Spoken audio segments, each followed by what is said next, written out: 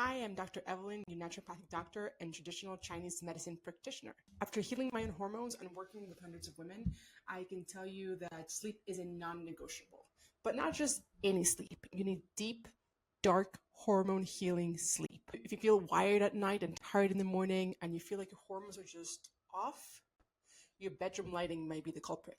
In this video, I'm going to show you 5 simple tools I use to turn my bedroom into a night recovering zone. If you're trying to get your energy, your cycle, or your fertility back, this is a good place to start. Your hormones are all controlled by our master clock in our brains, also called circadian clock. And the most powerful signal to that clock is light. At night, exposure to artificial light, especially blue light, blocks melatonin. And melatonin is not only important to go to sleep, but it actually regulates your hormones and your ovulation. You could be eating all the right foods, taking the right supplements, exercising, but if your bedroom is glowing with screens and lights and LEDs, then your body still thinks it's daytime.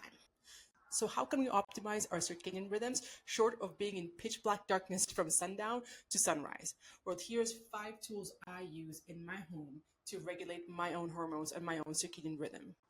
Number 1 is red lights. Let's see. All right.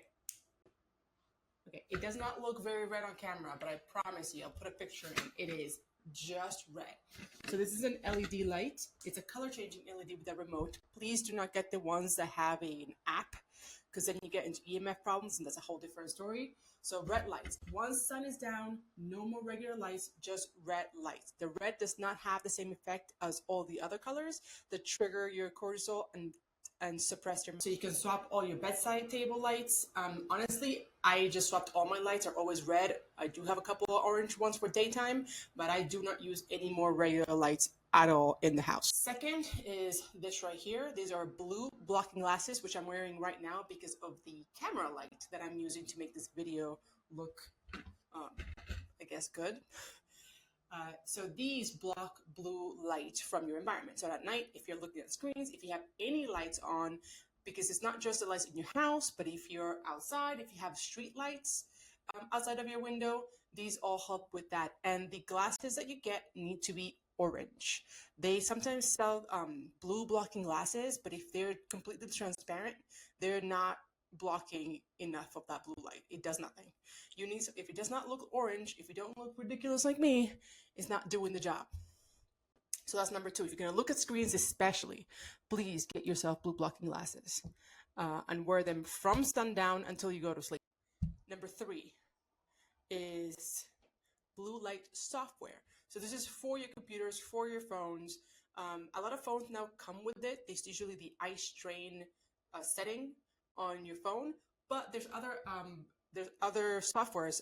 I personally use Iris and a few others that that make your whole screen orange. So ideally, after dark, you turn that on. I mean, ideally, you don't look at screens, but that's, nobody's doing that. So at least get yourself some blue blocking. I usually have it on all day, except when I really need to see what something looks like. If I'm doing any editing and I need to look at what the image will look like on other screens, briefly, I'll look at just that. But anything else that I'm doing on a computer, I'm either wearing the blue blocking glasses or having the software on, and usually both. So you should do the same. Number 4 is blackout curtains in your room. Ideally, your whole house after sundown, but at the very least, the room that you sleep in. Now, blackout curtains are great. You should actually get them. But the problem is that most of the time when you install the curtains, you still get a lot of light from the top of the curtains, on the sides of the curtains, on the bottom of the curtains. So you really have to be, you gotta really plan out your blackout situation. So you want to get curtains that go all the way to the ground. You want to get curtains those that curve all the way to the wall to get the curtains all the way to the side. And I have this extra thing, which I forget its name. I must see if I can remember to put a link down in the description. But it's basically a piece of a blackout fabric with very strong Velcro. And I Velcro this all across the frame of the window. And then the blackout curtains go on top of that. So you really truly would need to black out your bedroom for good sleep. Even a little bit of light coming in from the street lights outside will mess with your sleep. So you should not be able to see your own hand in your bedroom. That's how dark it needs to be. So get some of that, get blackout curtains, and the last piece is electrical tape. So in this day and age, everyone has like an AC unit. Maybe you have a heater in winter. Maybe you have a humidifier or an air purifier, and more they're coming with like digital uh, displays and lights, and they're usually blue for some reason.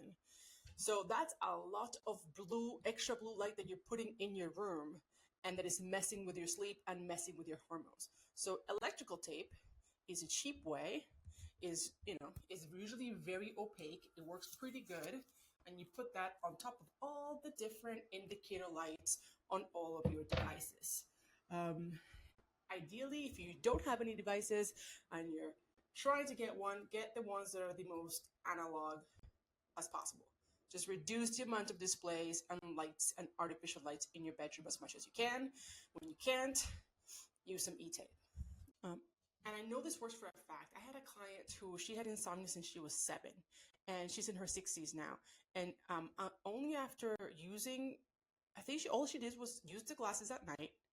She got this off less than a week. She went from waking up 5 to 7 times to waking up only once. So imagine if she started implementing everything else. And of course, there's many other things that you can do to improve your lifestyle and your insomnia. But this one is so powerful that I encourage you to try it. At least you don't have to do everything at once. Pick whatever is the easiest for you to do. I think if you have to choose only one thing, I will start with the glasses, just because it can protect you from both the artificial lights and the computer, and the devices that you're using, and slowly start changing and really get your sleep hygiene. So if this was helpful, make sure you subscribe. And if you want to learn more and get a little bit more individualized advice from me, you can check out my school community in the link below. It is free to join. So hope to see you there, or I'll see you in the next.